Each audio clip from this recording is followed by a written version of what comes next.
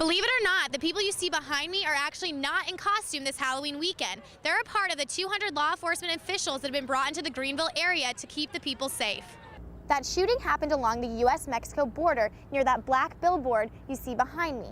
Now the debate is being raised whether or not the suspect deserved to be shot after throwing rocks and wood with nails in it at the agents. People angry over the full frontal shot of the streaker in the East Carolinian took it upon themselves to illegally dump and get rid of the papers. A police report has since been filed. It's the latest craze among middle school and high school students. Products such as herbal incense and pixie dust. They're sold locally as bath salts and incense, but in reality they mimic the effects of marijuana and cocaine. Despite the tough economy, Del Mar saw over 45,000 race fans last year, and by the looks of it, seems like they'll see even more this year. The problem is, this actually isn't even a parking lot and the mall doesn't even own it. It's a trail that runs alongside the San Diego River. The synthetic dirt resembles the stuff you pull out of your vacuum cleaner. Now, while real dirt might be prettier, this stuff is proving to be a lot safer this year. Southern California is no stranger to drought. After its most recent one, the Padre Dam Municipal Water District asked its customers to cut back usage by 8%. I think we all just recognize the need to do better and treat our natural resources better. Santee resident Michelle McNerney and other customers cut their water use by not 8%, but 34%, costing the district a $3.5 million loss. We asked them to conserve, and they did. They did their part, and now it's our turn to make some pretty difficult decisions. Alan Carlisle and the other Padre Dam directors approved a deficit elimination plan on Tuesday. We did our part, and now they're going to do theirs. The Padre Dam is doing all they can to not raise their customer rates to make up the deficit. We feel as though we can't ask the ratepayers to pick up the tab.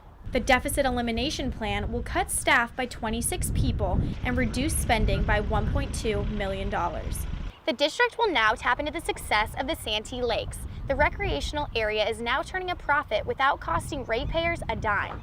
The Santee Lakes have much to offer local residents and tourists while generating revenue for the Padre Dam. We're taking approximately $100,000 from the park.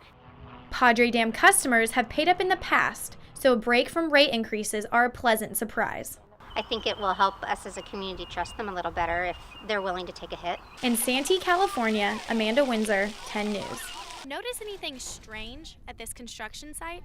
No, not just the pink hard hats, but those doing the work are all women.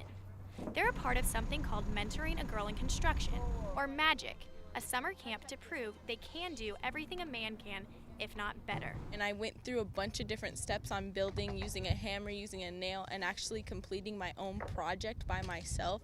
And it just shows that a women can do it.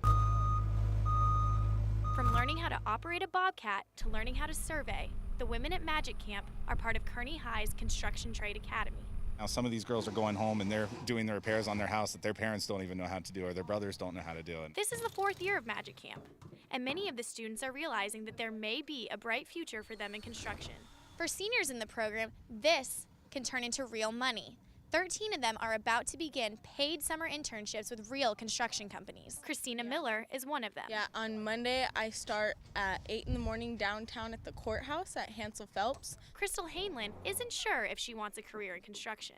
I'm still looking at different options, but maybe an engineer or nutrition.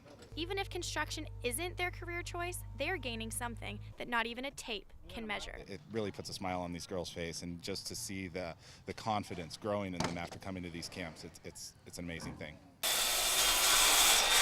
In Kearney Mesa, Amanda Windsor, 10 News.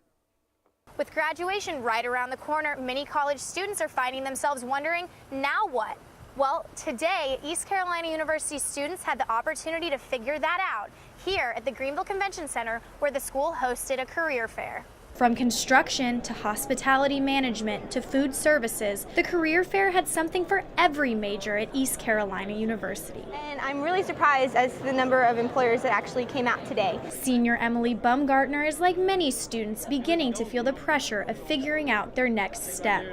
But for her, having an open mind is key. And I'm just looking to meet as many employers as I can and just get as many business cards that I can so I can broaden my opportunities in what I'm looking for in a job. This go-getter mentality is exactly what prospective employers are looking for. Whether they're a person who's got sort of a high energy initiative, sort of a person who looks like they'd be sort of a take charge and make things happen kind of individual. Senior Director of Human Resources for DAC America, Stephen Seals, needs new employees. This fact is great for graduating students with fears of unemployment. I don't want to be one of those kids to graduate and have to go back and move in with his parents. But finance major Jacob Davis shouldn't worry. The rest of the individuals we've spoken with have been very, very bright, very articulate. Sometimes when you are at these events, that's not always the case. Employers at the career fair aren't the only ones impressed. Many students are surprising themselves with their newfound confidence, compliments of the career fair. So I'm confident in what I've learned at East Carolina, and I'm just glad that they've had the opportunity to put this on. East Carolina administration hopes that when the students leave the career fair, they'll be leaving with a handful of job prospects. In Greenville, Amanda Windsor reporting.